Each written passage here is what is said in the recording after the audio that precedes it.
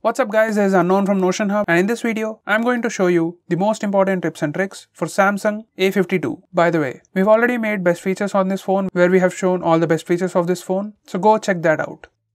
Now with that said, let's start with navigation gestures. Once you enable this, you can swipe up to go home, swipe up and hold for recent apps, swipe from left or right to go back. You can swipe up diagonally from bottom left or right corner for Google Assistant. You can also swipe on the bottom to switch between apps. Next we have split screen mode. This is how you can enable split screen mode. Go to recent apps page, tap on app icon and then select split screen. This will open the current app in split screen, and from the bottom you can select another app. Next, we can enable split screen for all apps. There are some applications that still do not support split screen mode, so to fix that, you can go to settings and then select about phone and go to software information. Now click on the build number few times. Once you do that, developer options will be enabled. Now if you go back to settings, you can find developer options. Select that and scroll all the way to the bottom and enable force activities to be resizable, and then restart your phone.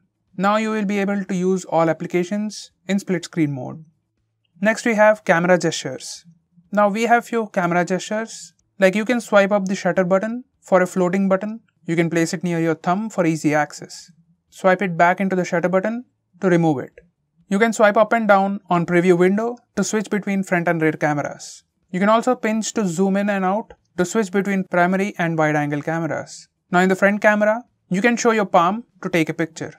Next we have live wallpapers. You can use a video as a live wallpaper. You can also record a video and set it as the lock screen wallpaper. Here's a quick preview.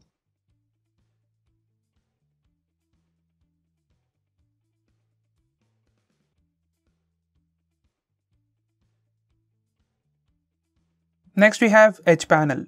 If you go to settings, we have all these different kinds of edge panels. Now on any screen you can see a small bar on the edge. Just swipe on it and here you can have access to all those panels. Quick apps, contacts, weather, etc. This is a premium feature and a pretty handy way to access things quickly. Next we have secure folder. From notification toggles, enable the secure folder, then you can see it in your app drawer. Once you open it, it will ask the password or pattern. Use the phone's password or pattern, and here you can see few apps. Then you can select add apps and select the apps you want to add to secure folder. It also has option to add files. Here everything will be secured with a password, so anyone using your phone won't be able to access it. This is a good way to secure the things you want to secure. But it is a heavy feature, so it will slow down the phone. Next we have always on display. Once you enable this, it will show time and date information on the lock screen. You can select when it appears. You can even display music information. You can also change the clock style.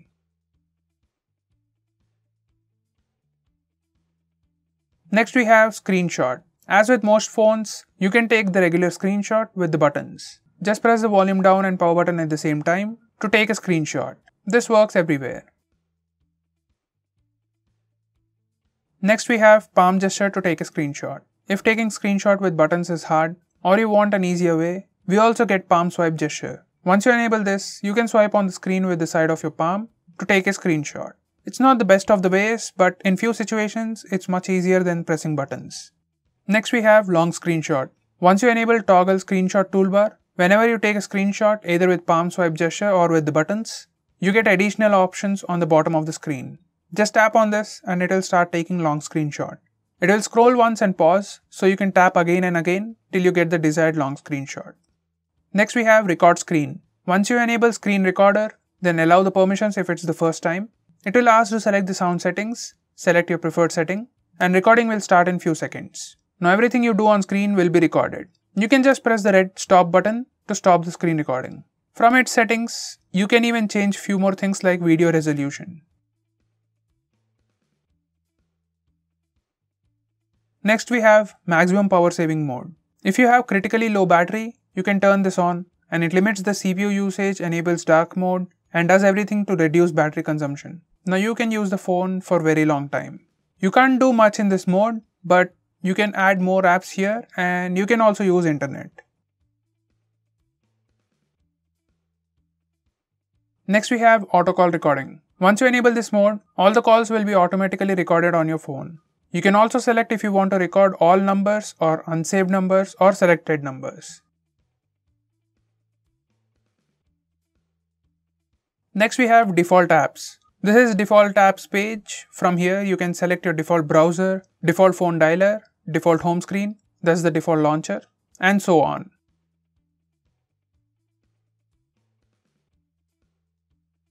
Next, we can show battery percentage. Once you enable this toggle, it displays the battery percentage on the status bar.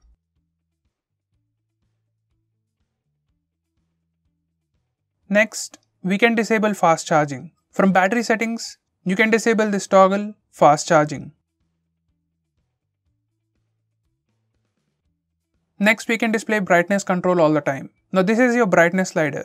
You can also put this brightness slider on top, here, and you can do that from here. Select quick panel layout and enable show brightness on top. Now you can access the brightness slider on top. Next, we can change flashlight intensity. From notification panel, tap on the name of flashlight icon. Now you can get this bar to change the brightness. When flashlight is on, you can move this bar for desired brightness of the flash. Next, we have quick settings. In notification panel, you can access quick settings for all these toggles. You can change sound profiles, change flashlight intensity, change blue light intensity, change auto rotate options, change Bluetooth options, and change Wi-Fi network directly from the notification toggles. Next we have home screen gestures. Now these are for notification bar. When you swipe down using a single finger on the status bar, you get the quick notification toggles, and then notifications. Now if you do the same thing with 2 fingers, you directly go to the notification toggle area.